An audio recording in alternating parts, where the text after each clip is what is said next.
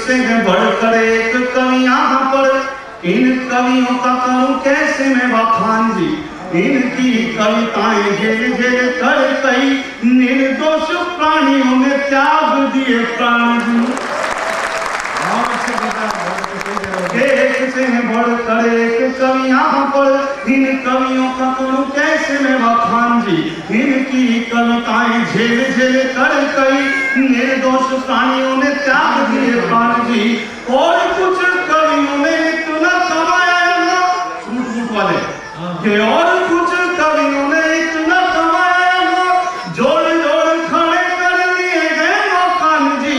पर मेरा हाल तो गया भी फटे हाल, क्योंकि मैंने अभी नई नई खोली है दुकान।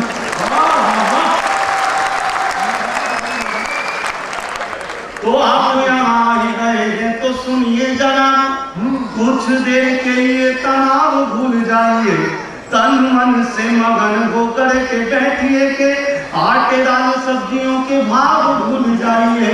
और जितने भी रंग भरे जिंदगी की तुलिका में, उनको निहारिए अभाव भूल जाइए। प्यार भाईचारे के सबक सब याद रहे, आपस के भेद अलगाव भूल जाइए। आइए थोड़ी थोड़ी चीजें, समय वही रहेगा मेरा। कुमार भाई बहुत बढ़िया संचालन कर रहे हैं, बहुत बढ़िया परिचय दिया, फिल्मों में भी गाने लिख रहे हैं। और अभी तो मैं आपको बता देना चाहता हूँ, राखी सावंत के साथ 3 फिल्मों में आ रहे हैं कुमार भाई। और उन फिल्मों में इन्होंने राखी के भाई की भूमिका निभाई है। बड़े हाजिर हो गए साहब। कई बार शेर को 100 शेर मिल जाता है। कल पानी की बोतल खरीद रहे थे, दुकानदार से बोले भैया इस पे जो गिफ्ट लिखा है वो तो दे। दुकानदार को पानी की बोतल खरीदने पर कैसा गिफ्ट? बोले ये लिखा है। बोले कहाँ लिखा है? बोले लिखा 100% बैक्टीरिया फ्री, बैक्टीरिया दो। कभी तो तुझे लेके आया था मैं। ऐसा है डॉक्टर साहब, ये समझ लो कि डॉक्टर आपको, मुझे तो सब क्षमा करेंगे क्योंकि मैं कंपाउंडर हूँ, कविताएं पढ़ रहा हूँ। आपने जो पर्ची मुझे दी है कि ये दवाई देनी है, मैं उसी का निर्वाह करूंगा। बहरहाल जुड़ता हूँ मैं, जैसा कि संदर्भ चल रहा है, मैं 2 शेर देना चाहता हूँ। हालांकि हास्य का है मामला, लेकिन क्योंकि बहुत हमारे पास आदरणीय सुरेंद्र जी हैं, कुमार भाई हैं, सब लोग आपको हंसाएंगे, किरकिराएंगे। पर आइए, मैं क्योंकि आपके बीच में कई बार आया हूँ, मैं कुछ अपनी पहचान की 1-2 बातें आपसे करता हूँ। एक मतलब कहता हूँ कि जमाने में बिना मतलब के मतलब कौन रखता है? जमाने में बिना मतलब के मतलब कौन रखता है? किसी के जख्म पे मरहम भला अब कौन रखता है? और पावन प्रतिमा के लिए, पावन महावीर जी के लिए, इस जमाने में बिना मतलब के मतलब कौन रखता है? किसी के जख्म पे मरहम भला कौन रखता है? वो एक विश्वास ही तो है, उसे मानो न मानो तुम, फलक पे ये उजाला और ये शब्द कौन? ये विश्वास। आइए एक टुकड़ा हास्य का देता हूं आपको कि एक आदमी ने करके शादी रजिस्टर करा दी। एक आदमी ने करके शादी रजिस्टर करा दी, रजिस्ट्रार ने भी मोहर लगा दी, बदले में उसे एक सर्टिफिकेट मिला, देखते ही खिला, फिर अनायास हो गया उदास। रजिस्ट्रार से बोला साहब ये सर्टिफिकेट तो जाली है। रजिस्ट्रार से बोला साहब ये सर्टिफिकेट तो जाली है क्योंकि इसमें शादी की एक्सपायरी डेट का कॉलम खाली है। बोला ये सर्टिफिकेट तो जाली है क्योंकि इसमें शादी की एक्सपायरी डेट का कॉलम खाली है। तो रजिस्ट्रार ने उसे बताया, बड़े प्यार से समझाया, ऐसा नहीं, हमारे यहाँ शादियां भी होती हैं, क्या तलाक के मुकदमे दायर नहीं होते हैं, पर ये हिंदुस्तान के मेरे दोस्त, यहाँ पर आदमी एक्सपायर होने के बाद भी रिश्ते एक्सपायर नहीं होते।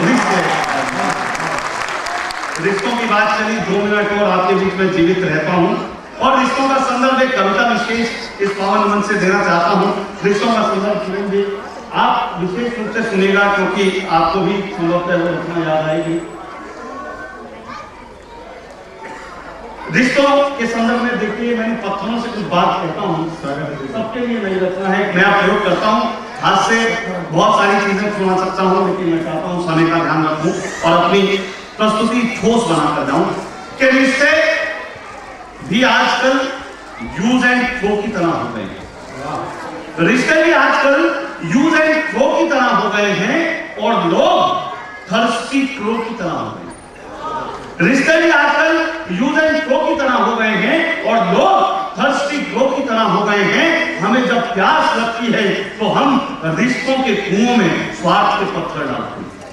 हमें जब प्यास लगती है तो हम रिश्तों के कुओं में स्वार्थ के पत्थर डालते हैं और जब पेट भरा हो तो दूसरों पर कीचड़ उछालते हैं।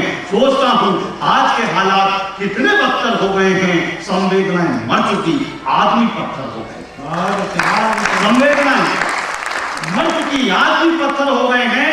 हालांकि पत्थरों में भी जान होती है, उनकी भी पहचान होती है। एक पत्थर होता है मील का, एक पत्थर होता है मील का जो दिखाता है रास्ता। एक पत्थर होता है बुतनुमा जिसके प्रति होती है आस्था। एक पत्थर वो जिसे मजदूर अपना तकिया बनाता है और एक पत्थर वो जो अमीरों के पैरों के नीचे पड़ा पड़ा किस्मत पर आंसू बहाता है।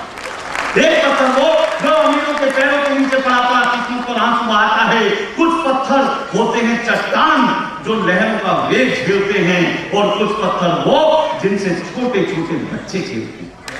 कुछ पत्थर वो जिनसे छोटे छोटे बच्चे खेलते हैं। एक पत्थर होता है दीप का जिस पर आदमी सपनों के महल खड़े करता है और एक पत्थर वो जिस पर कलाकार अपनी कला को करता है। सुनते हैं पहले जमाने में आदमी आग जलाने के लिए पत्थर का उपयोग करता था। सुनेंगे, सुनते हैं पहले जमाने में आदमी आग जलाने के लिए पत्थर का उपयोग करता था और अब आग भड़काने के लिए पत्थर का प्रयोग करता है। और अब आग भड़काने के लिए पत्थर का प्रयोग करता है। तो आओ पत्थरों की इस दुनिया में हम भी एक पत्थर बने, पर यह ध्यान रहे कि हमें जब भी कोई रगड़े तो हम आग बनकर जलें मगर बुझे हुए चूल्हों में। हम आग बनकर जलें मगर बुझे हुए चूल्हों में या इंसानियत की बुझती हुई मशालों में और इतिहास में एक मील का पत्थर बनकर गड़े। हे प्रभु यही वरदान दे, कभी भी किसी की अक्ल पर पत्थर ना पड़े, कभी भी किसी की